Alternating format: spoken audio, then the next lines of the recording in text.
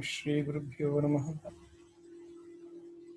Shri Paramagurubhyo Namaha. Shri Parameshti Gurubhyo Namaha. We are trying to understand the most interesting, important Shiva Sankalpa Sukta. We have completed 4 verses and we are getting into the 5th verse. The 5th verse in the Sukta. Yasmin ruchasama yajumgumshi yasmin pratishtha rashana bhavi bhara yasnikshchitragam sarvamotam prajanam tanme mana Shiva Sankalpamastu. Tanme mana Shiva Sankalpamastu. Yasmin ruchasama. Ruj yagumshi. The mind, in which Rig, Yajus, Sama Vedas are established in the mind, like spokes in the hub of a wheel. You see a wheel, no? Any wheel, chariot wheel, has an hub and the spokes connect to that. So this Rig, Yajus, Sama Vedas are the hubs, the spokes to the wheel, and by which the minds of all of us are pervaded. All beings are pervaded in that, by which all the minds are beings pervaded. My mind, tanme mana, may, oh my dear mind, you dwell in the auspicious thoughts. So here this verse talk about all these Vedas are established in the mind, whether we read them or not. They are established in the mind. So we know that Vedas means the knowledge. The question may arise here. Why only Rig, Yajus, Sama? Why Atharva Veda is left over?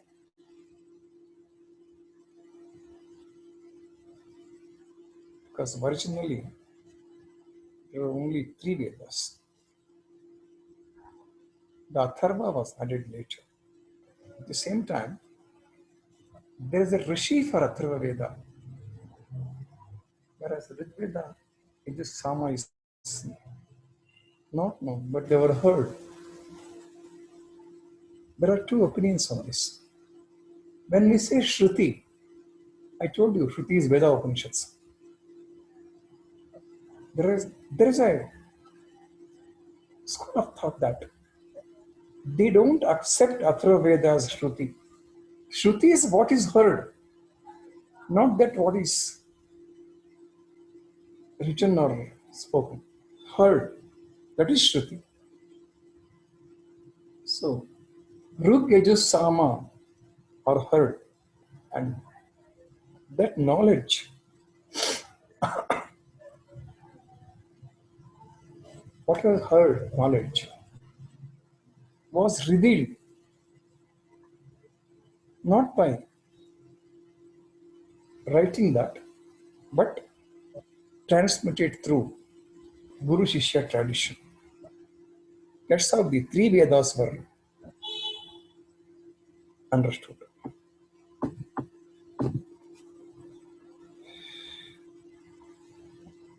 Because even today, many traditional initiations are done only through one-to-one relationship between the Guru and Shishya. The seed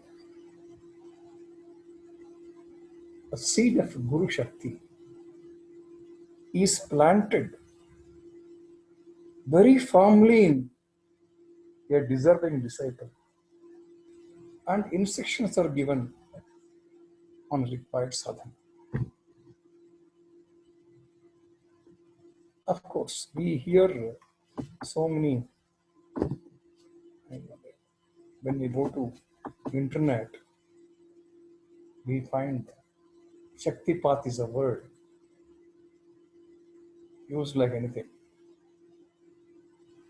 Guru does Shaktipat of the Shishya so that he can realize his Kundalini.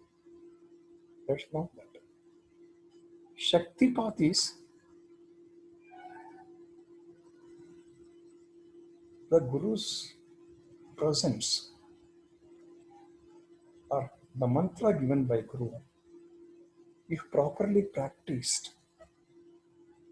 it clears all the obstacles, that's all, to move upwards. That's what Shaktipat.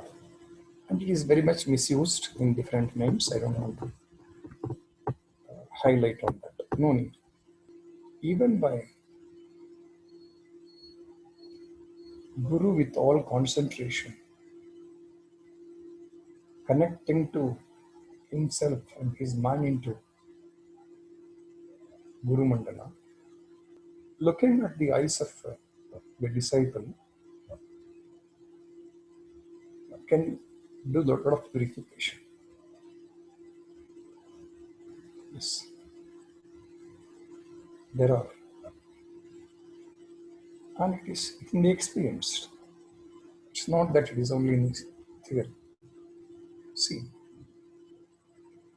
is it possible for, though we call as Chaturvedi, Trivedi, etc., as suffix to our names sometimes, particularly in North, it is very popular, and then today it's used.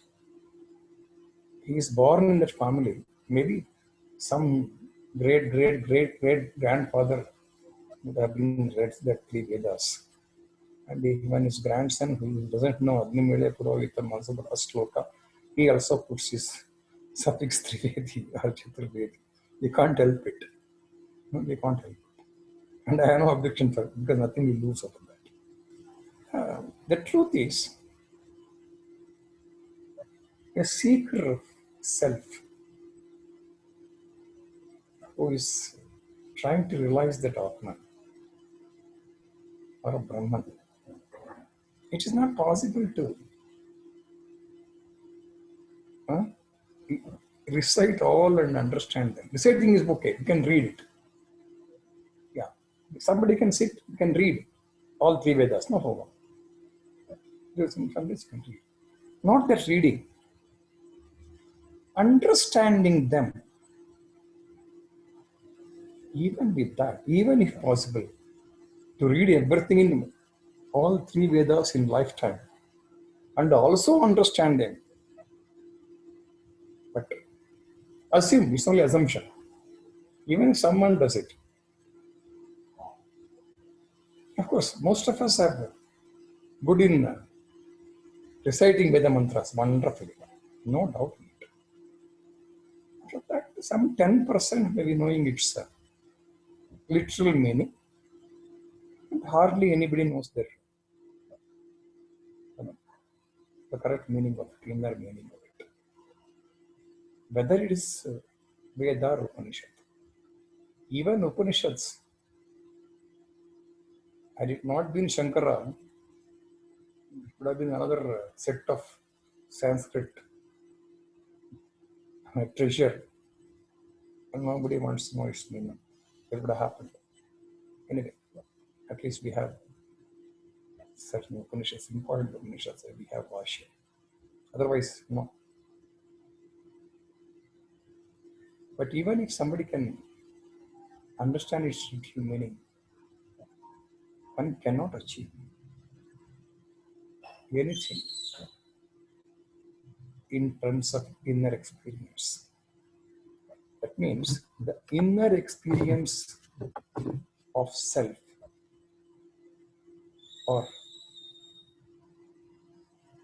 the experience of the feeling of expansive mind. Both are not possible.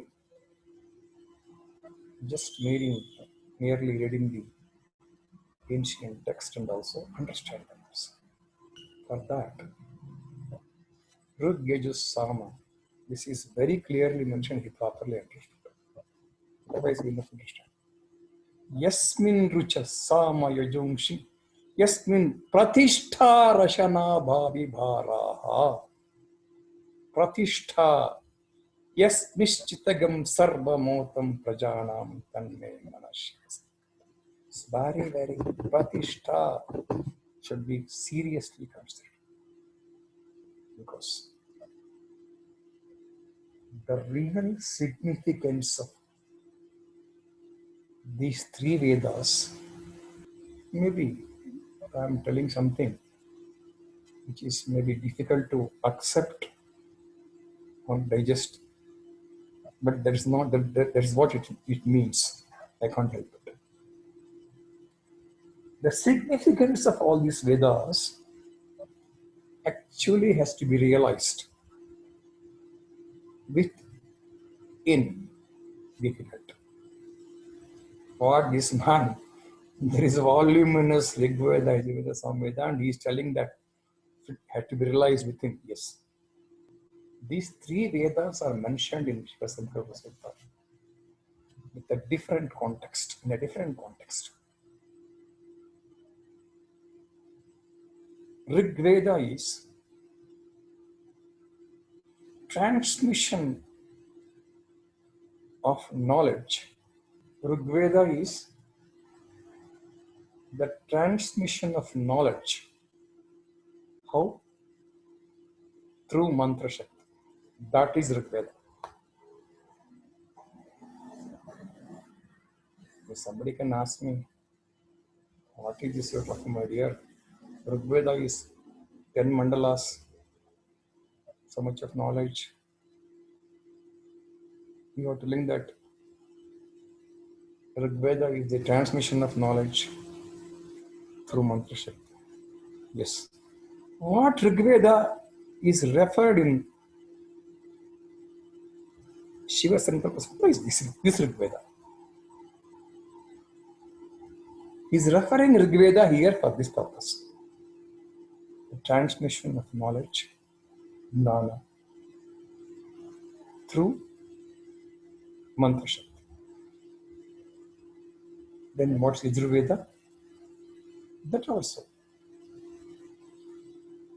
Transmission of knowledge through Prana Shakti.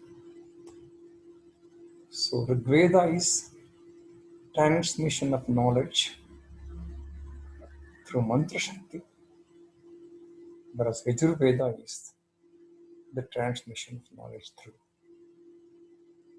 Prana Shakti.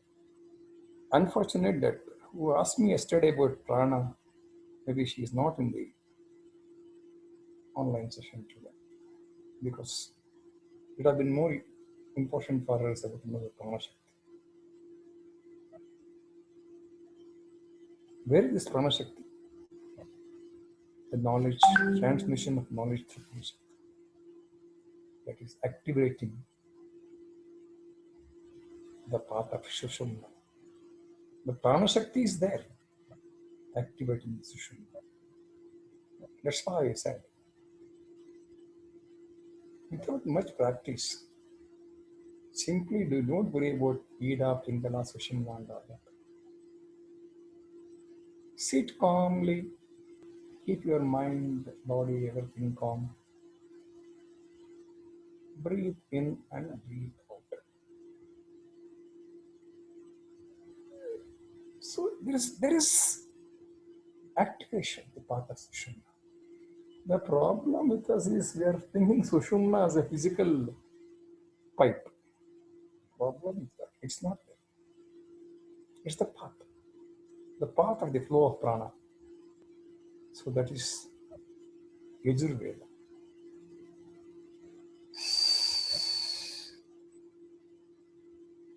This, then Samaveda means the transmission of knowledge by Soma Shakti. Know what is soma? Soma is a drink which uses ecstasy. That soma is felt here, not that drinking soma rasa. I'm sorry, it's misunderstood as devata, divinities were drinking soma rasa. So I can also drink alcohol. What is the effect of soma rasa? Ecstasy. I told you other day, when the nectar flows from the sahasrara, it drips into our throat. Amrita. That is soma. Our great scholars, with a different intention to make us understand, they told all these things. And we have unfortunately more misunderstood this than understanding it the way they wanted. The problem is, the other fellow should understand those word sentences the way the person who speaks is meant for it. But we know, I mean something to convey that we understand something else, which is convenient to us. So we blame somebody who told this. He has told, Somarasa were drunk by Indra, and all, they were enjoying their life. Somarasa. And Soma is some tree where we get in Himalayas and can make it. The juice of it gives heck. And that's it. So this is Soma Shakti is ecstasy. Ecstasy is bliss. The Sama is Veda is that. The real significance of Vedas are mentioned in Shiva Sankalpa Sukta.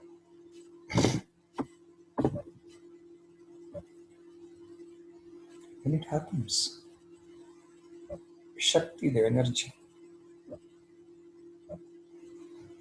provides us the inner experience. Rashana Bhari Vara. Rasa. The juice. I can say, or the essence of it, extract of it. Shakti provides that rasa through that rasa. Rasa of bliss, soma, which pervades our whole being. That rasa, that Shakti provides. That's Soma Shakti I'm talking about. Through that rasa, which pervades our whole being. Whereas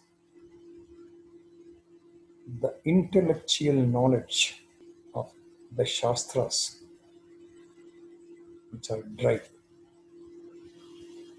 what they can provide. This is the rasa. You know what rasa is? The juice.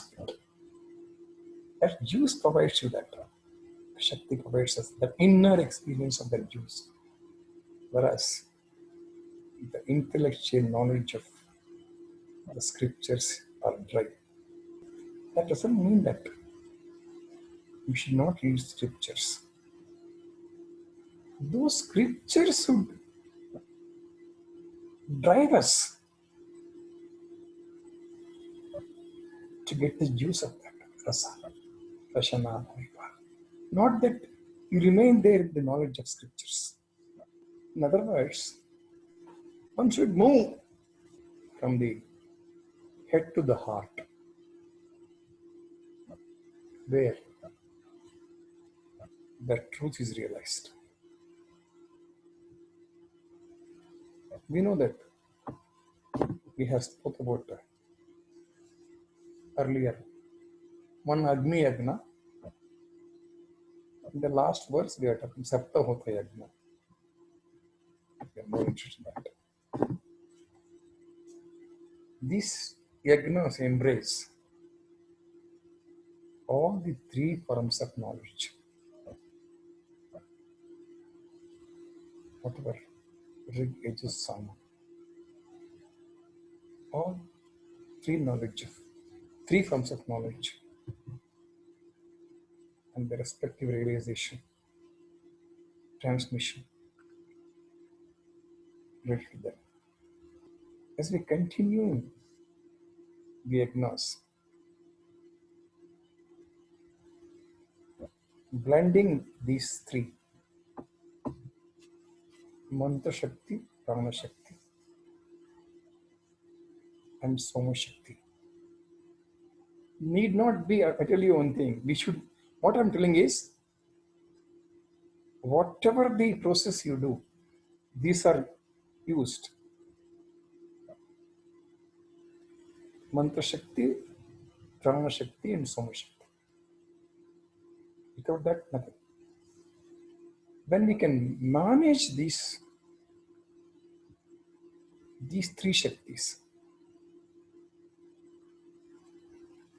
Mantra Shakti, Prana Shakti, and Soma Shakti, the mind begins to gain subtlety. It becomes subtle.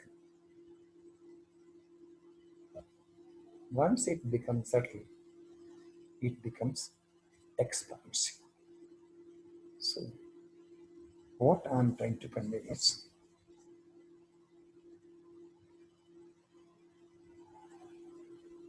to ignite the fire is definitely.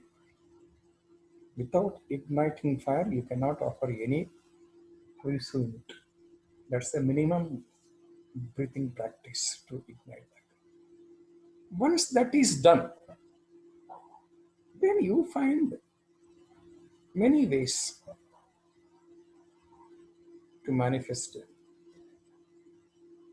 the Mantra Shakti, Prana Shakti, and Soma Shakti.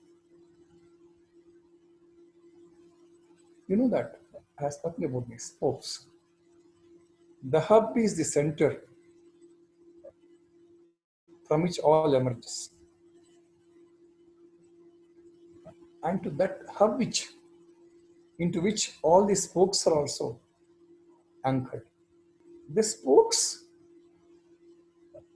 their energy to move the chariot is drawn from the hub. They receive the energy from the hub, the spokes. Without the hub, the spokes would have no support at all. And with that, there is no strength to the wheel. It is the hub from where the spokes draw the energy. Then there could be no wheel at all. Yes. There is no hub. Can you imagine a wheel? No. The hub has to connect to the wheel with a spoke, whatever the main. Need not be the cycle spoke. Whenever you find a wheel, there should be a hub and there should be a connectivity to strengthen it. Then only the wheel starts functioning. It's a good example. Similarly, we should have a hub, which is the Supreme Mind. Without that hub, Supreme Mind, no yagnas, no mantras, no pranas can work. So, even this verse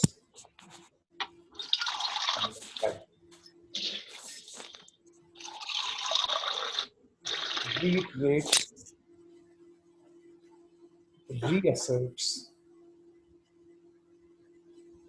confirm and reconfirm the supremacy of the mind.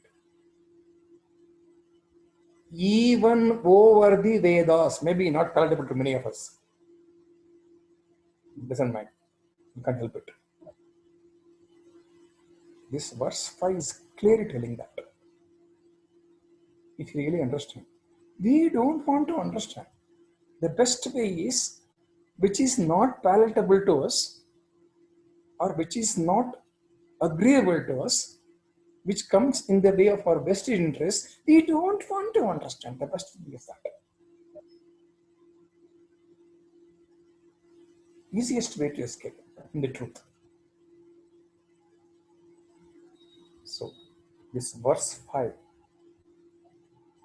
it reasserts, reconfirms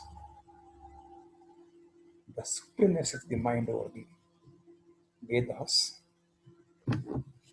by telling, Yasmin ruchas samayajumsi yasmin patishta rashana bhavi bhara yas nikshitagam sarvamotam prajanam tanme mana Shiva Sankalpa.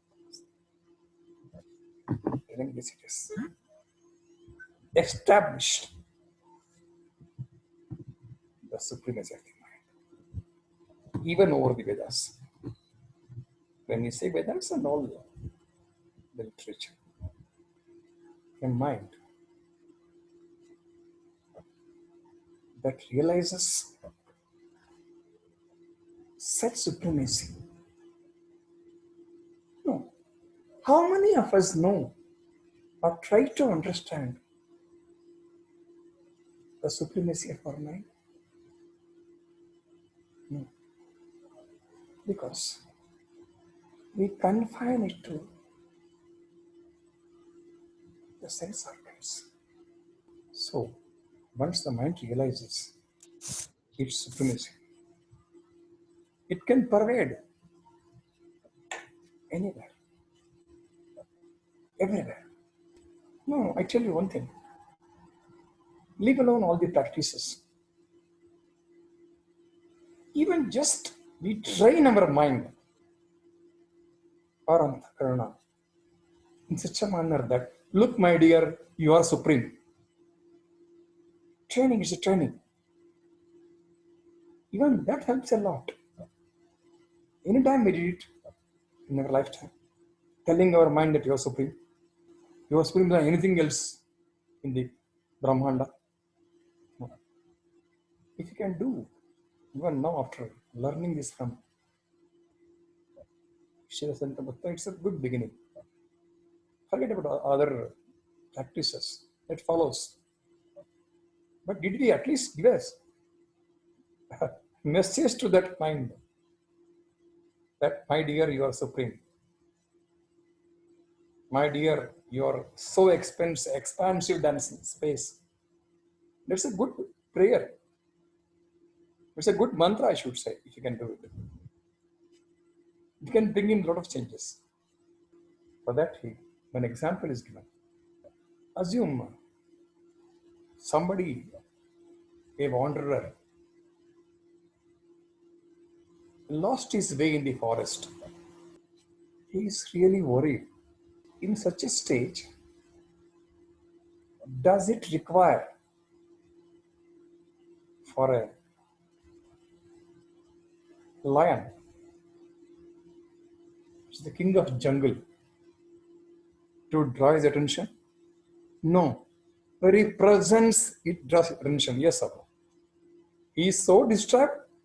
He lost his way in forest, but the presence of king will draw it. Sorry, the lion draws its attention, and for that there is nothing for lion to do. Nothing it requires to draw attention. So to draw your attention, I must talk now. If I keep quiet, you will go somewhere. Attention. If I talk only, I can make you attentive. Yes, but for lion, it doesn't require to do anything else to draw the attention of a wanderer who is really worried. Till this can draw the attention. This is analogy given. The Guru, like lion, is the king of jungle. Guru is the king of knowledge, king of wisdom, and his lion-hearted guardian of truth. Being the Guru is the king of wisdom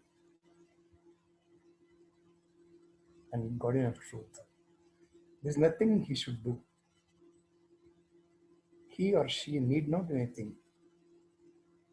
the, to draw the attention of all of us who are wandering, who are lost in this world. Is it not so? We are lost. We are no way better than a person who is lost his way in the forest. Same, our state also. We are wandering in the forest. We don't know what to do. At the time, like a lion need not do anything to attract the attention of the wanderer. The Guru does it. Naturally draws the attention. We are wanderers. Tanme mana Shiva Sankalpa Sukta. May my mind, without which no yagnas, no rituals are possible. Let that mind dwell on the auspicious thoughts. Those auspicious thoughts of ever increasing abundance with the self. Those auspicious thoughts will be able to abundance in the self. That mind attains supremacy in all aspects. I think we understood the verse 5. All the purpose is this only. We end up with how to make our mind expansive, without which we can't realize self. That's the bottom line here. For that, we can choose whichever the path is convenient to you, convenient to us. But prana and agni is required. That's the minimum requirement. That is no, I tell you, that's how it is. I can give an example of that. I think during our days of education, we had an option at second year of the high school, it's called. It was not known as 8th, 9th, 10th and all. It was called second year. There are 3 years, second year. Second year, you had an option of choosing the subjects, whatever you want to. Now it's not so. It's in PUC, I think. There's a time you should choose what you want. Till such time, till 10th, you must read all subjects. Then of your choice, you can choose which is convenient to you and which you feel is better. So, Agni Yagna is up to 10th. One should do that. Get through that. Become master in it. Then you can go to 10 plus or first PUC. Then decide. You have a lot of subjects available to you. Lot of path you have. You find, and there are many people to guide you which you should take, which should be easy, which is not, and which suits you. So many things. What it easy for me may be difficult for you. What difficult for me may be easy to me. So, to our understanding and our convenience, we can choose any of that. That's how it is. I think I made it very clear. Let us be all yagnas and all. What stops us to give a suggestion to ourselves every day, morning, afternoon, evening? Oh, my dear mind, you are supreme. You are so subtle than the space. And you are more expansive than space. Why don't you do it? Nothing we have to pay for it. It's a thought. We come across, we go on creating so many thoughts every day. How many thoughts will go? Millions of thoughts every day. One more thought. Useful thought. Purposeful thought. Very important thought which can transform our life. How we'll do it from today. Let us see what happens if you can do it.